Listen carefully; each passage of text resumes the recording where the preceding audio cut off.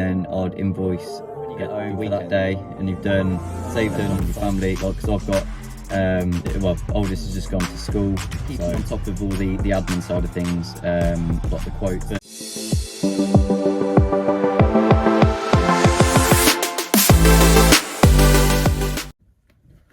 Hello everyone, so this is a little bit of a different video today. As you'll know, it's halfway through the week as opposed to a Monday, so I've been asked a few questions about you know, how I started in plumbing, how I went from being an apprentice to self-employed. So yeah, I'm just going to do a little bit of a video for the for maybe like the younger viewers who are, you know, an apprentice and they're not really enjoying where they are with plumbing. So it would be more of a kind of hope video, if that makes sense, because I know when I was apprentice I needed it. So I've got a few kind of points that I'm going to go over, so I'll just put them on the screen as I do it. So I left school at 16, and then, I mean, before that, when I was sort of like 14, 15, I'd be doing, you know, in the summer holidays and the other, you know, the rest of the Easter holidays, stuff like that, I'd be helping my granddad, because he's a plumber. He's self-employed, so I used to go give him a hand. You know, I wasn't really much use then. It was kind of a, oh, could you just pass me that tool, could you pass me that tool kind of thing. But I don't know, I enjoyed it because, you know, I was getting into it. So yeah, so I started properly plumbing as a job as soon as I left school. So the summer holidays after the school, all my friends were, you know, just looking around for jobs and not really doing a lot, just chilling out. And as the first day of the summer holidays, it was my first day of work with my granddad doing my apprenticeship. So he basically said to me, look, when you leave school, if you want a job, you've got one. So yeah, I decided, you know what, I'm going to go for it, because I've never been academic. I've never been very good in school. I'm more of a kind of practical person, really. So when he asked if I wanted to go work for him, I thought, yeah, brilliant, that's great. It's a job to start with, you know, and plumbing is just such a, I didn't realise it then, but plumbing is just such a brilliant trade in that it's not like how, let's say with supermarkets, for example, all they've got to do is get a few more of them scanners, your shop machine things, and then that's all the cashiers out of jobs. So with plumbing, you can't really do that. So I thought it was a sustainable job, so that's why I got into it. And I did my level 1 and level 2 with my granddad in college. Level 1 was it was pointless. It was literally health and safety, but never mind, got that done. And then fast forward a few years, because I did my oil and stuff with my granddad. But he put me through my oil course, so I could do all the oil boilers, Argers, Rayburn, stuff like that. So I went and done that. So obviously I'm now qualified to work on oil, but I wanted to get more into the gas side of things, like for the gas boilers, servicing, stuff like that. So I reached out to a company that was in my kind of local town and basically asked if they had any jobs going. So I did a trial week with the company, and it was brilliant. So I thought, you know what, I'm just gonna have to do it.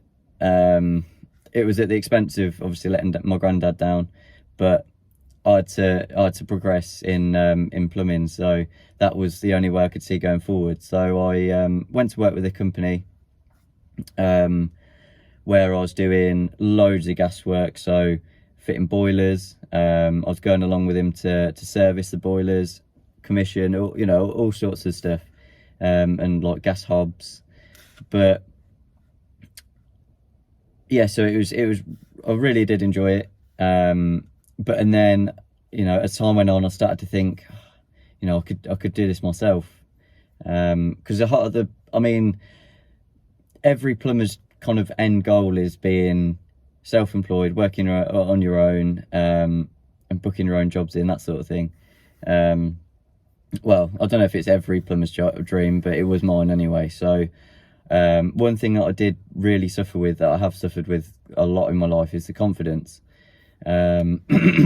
which is one thing for it's brilliant about YouTube, is it's really brought out my confidence.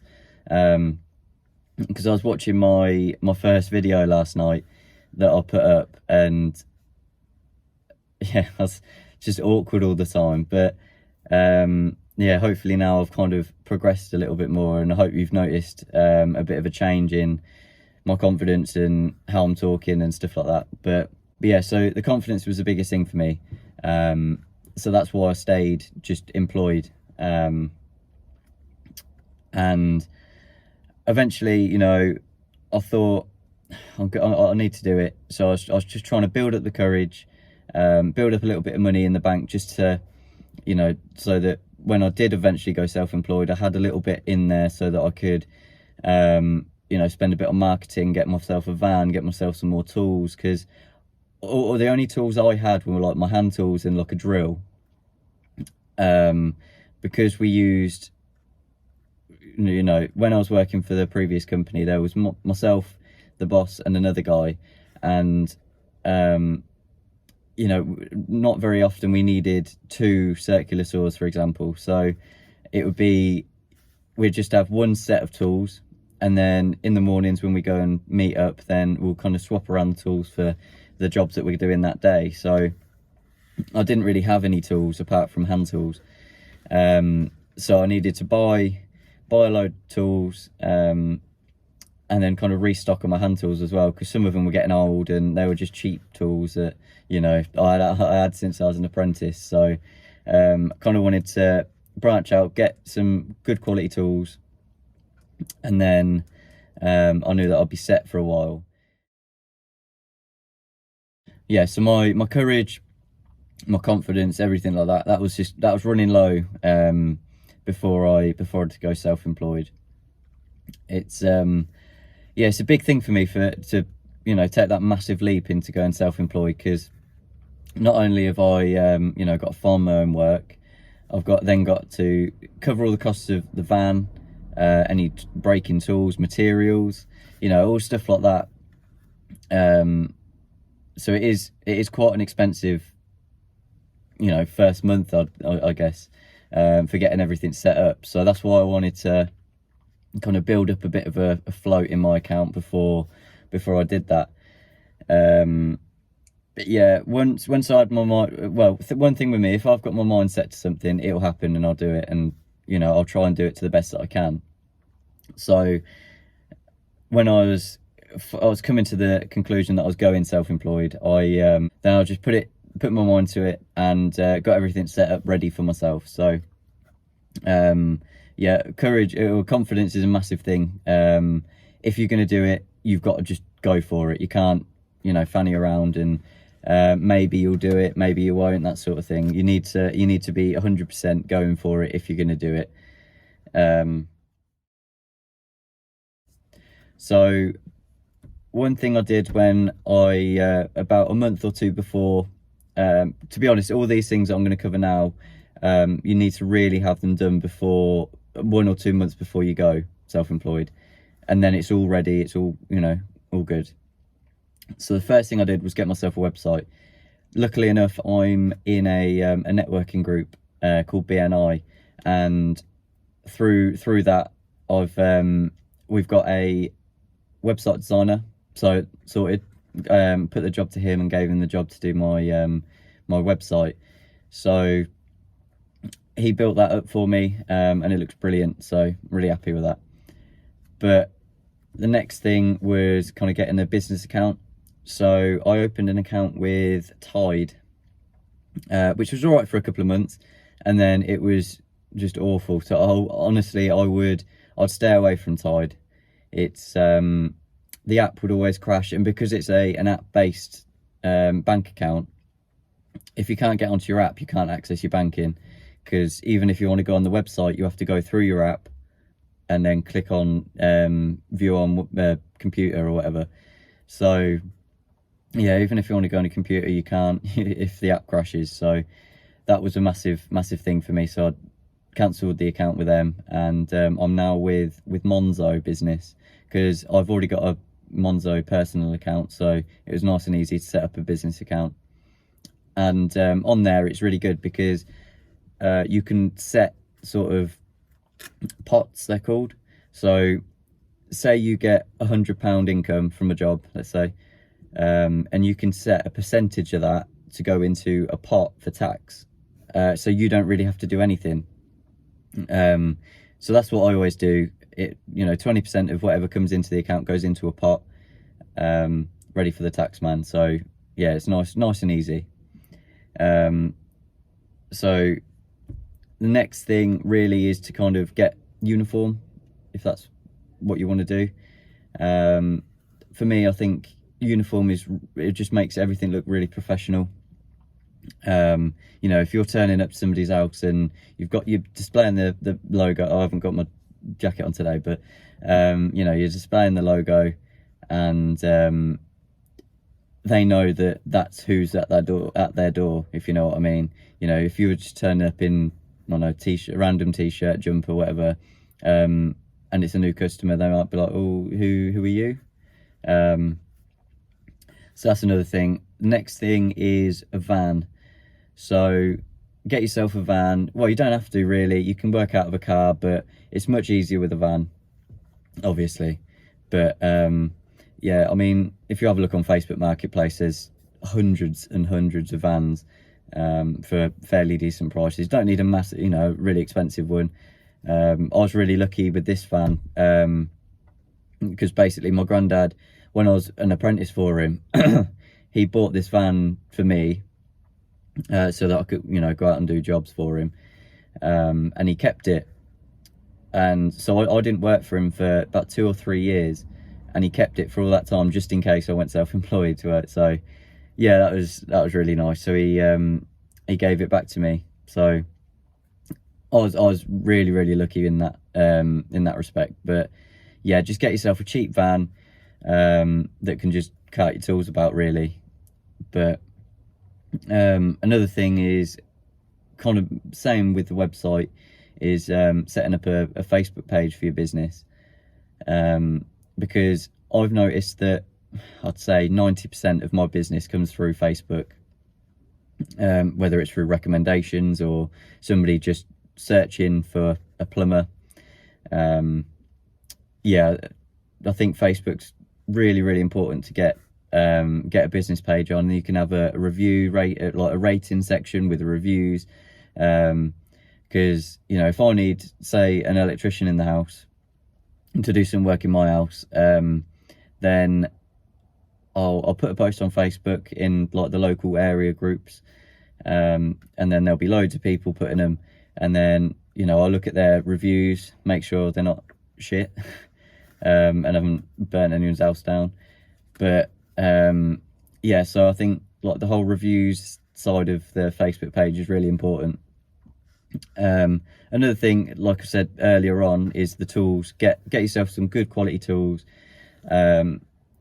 You see a lot of like on Screwfix or whatever, you see a tool bag with 50 tools in or whatever, for fairly cheap.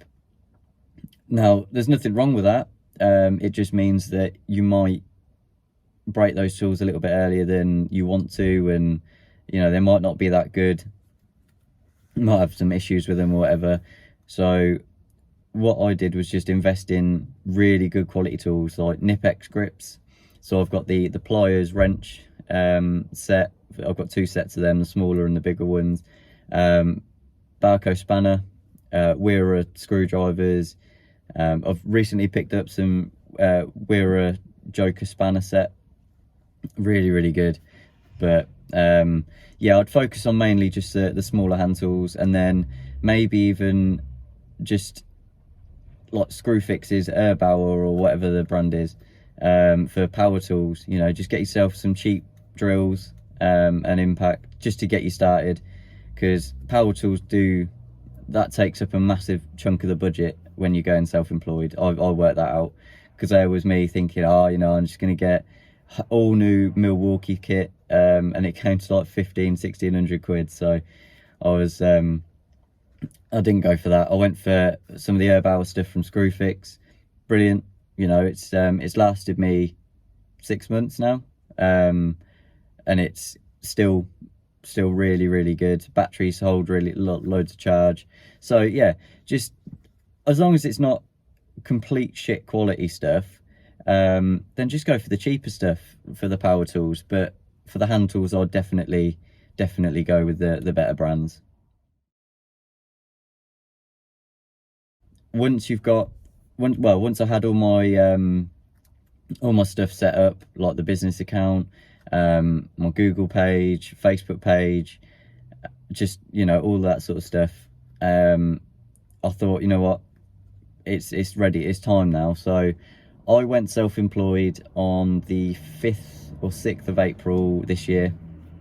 So it hasn't been long, it's only been 6-7 months, something like that. But yeah, I mean, it's going really well so far. I've had a couple of really bad months, as I'm sure everyone does, but other than that, it's going really well. Got my name out there. Yeah, it's just been really good. When I took the leap to go self-employed, it's the scariest and most exciting time of my life at the same time, because, you know, it's all new. I've never done it before. I've never been a managerial sort of person. So managing jobs, managing customers' expectations, stuff like that wasn't something that I knew how to do. So all I can say to anyone that's thinking of going self-employed is just, you know, be on time, be prompt, be tidy. But yeah, just be a nice person, because it's always the little things that the customers will remember. You know, you could do a fucking brilliant job, but because you wore your shoes on their new carpet, and didn't even think about taking them off, they're not going to recommend you again, or they might not recommend you again. And you know, when you've got to find your own work and it's like your own reputation, you need a good reputation in, like, to be successful, really, because otherwise nobody's going to want you.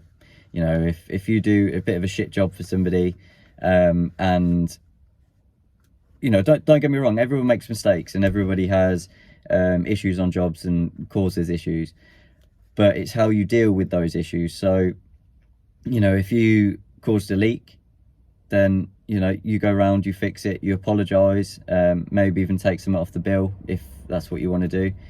And then just cover the cost of the damage, or fix the damage that was made by the leak if there was any, and that'll sit well with customers, because, you know, you've understood that you've made a mistake, you've gone round, you've rectified it, and then you've made sure they're happy at the end.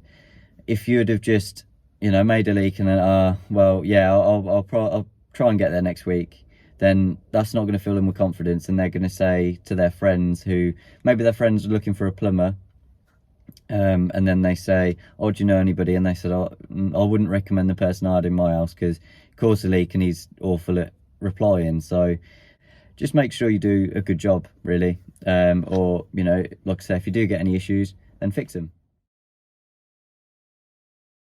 So the next thing I want to talk about is, like, useful software that I use and what a lot of other people use. So for managing my jobs, I was using a paper diary for 4 or 5 months, sorry. And I mean, it was, you know, it was all right. There was nothing wrong with it. But, and then I saw one of Pete's videos where he was talking about Tradeify. So I had a little look into it, and decided, because they had a free trial, so I thought, you know what, I'll use the free trial and just see how I get on with it. And I haven't stopped using it. Honestly, it's an amazing bit of kit. I'll link it down in the description to the website. I don't have a promo code, unfortunately, so you might have to go to one of Pete's videos to get a discount code. But yeah, so I use Tradeify all the time for everything from job management. So on there you can have basically write down a job and then schedule it. So you have a little diary on there of where you're meant to be at what time on each day. And then you can just put loads of information like the customer's details, notes about the job, so you know beforehand what you need to complete that job. But yeah, Tradeify is really good, and I'd definitely recommend it. And then for accounting, I'd use Xero. That's what I use. Again, really good. It syncs up really well with Tradeify as well. So yeah, it's brilliant. And then another one for like the gas guys. I'm sure you already know this, but there's a Anton who do the analyzers. They've got their own app called Sprint Mobile, and on there's like boiler PDFs. So say if you go to a job, say it's a repair or just a service, and you need to know the numbers for the FGAs, then there's on the app there's all the different boiler manufacturers with all their different their boilers, and they've also got all like the GC numbers at the bottom as well, so you can definitely find the boiler that you've got. So there's that. There's also gas rates, so you can do gas rates on there. It's just a really good app to have, and yeah, I'd strongly recommend it. So dealing with the bad months of being self-employed, obviously I haven't been self-employed that long, so I haven't really had or experienced that many bad months yet. I'm sure they're to come, but you know, you just got to deal with them, haven't you? So there was, you know, when I first started, obviously your name's not out there, it's not on everybody's tongue, you know, not many people know about you apart from friends or family or whatever. So when you're first starting out, well, when I first started out, I had probably, I'd say about 2 months of where I would just be making enough money to cover what I was spending. So yeah, it's, or you know, maybe if you're not feeling that great, you need some time off, it does really put a downer on it, and it really stresses you out. It really stressed me out as well. So yeah, to be honest, dealing with it, you've just got to work your ass off. You've just got to get through it. I mean, I know that's not very good advice, but it's one of them things, you know, as long as you're making enough to pay your bills, pay your mortgage, whatever, then that's all you really need to do to start off with. Once you start picking up work and you start getting your name out there, building up a bit of a float in the business account is always really good, because that really helps with dealing with those bad months. You know, maybe you've got COVID and you've got to be off for 2 weeks or 10 days, whatever it is now. If you've got a float in the account, then you can, you know, prepare for those bad months. You have 2 weeks off, that's fine. You can still pay your bills, you can still pay all your outgoings for business, for running the business. But obviously it's not always about the money side of it. You know, if you're already swamped with work and then the phone just not stop ringing, because I'm like that at the minute. You know, I've got weeks and weeks booked up, but the phone keeps ringing for you know, emergency jobs that I just can't do. So what I would probably suggest is, with another plumber in your area that you get on quite well with, like I've got a couple here that I know that if I'm too busy, I can just pass the details from to the customer of that plumber to basically pass the work on to.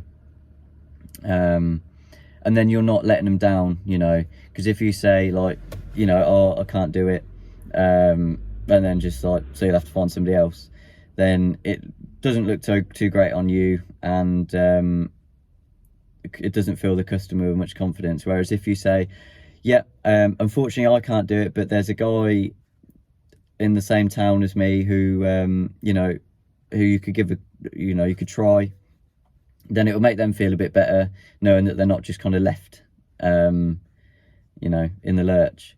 But yeah, I mean, it does get stressful. There's no, you know, being self-employed, you're working 24/7.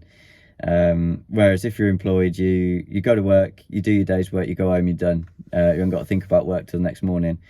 Whereas, you know, being self-employed, you need to find the work. You need to then, once you've done all the jobs for that day, you need to go home and you need invoice, and you need to go out and quote jobs and just keep on top of everything.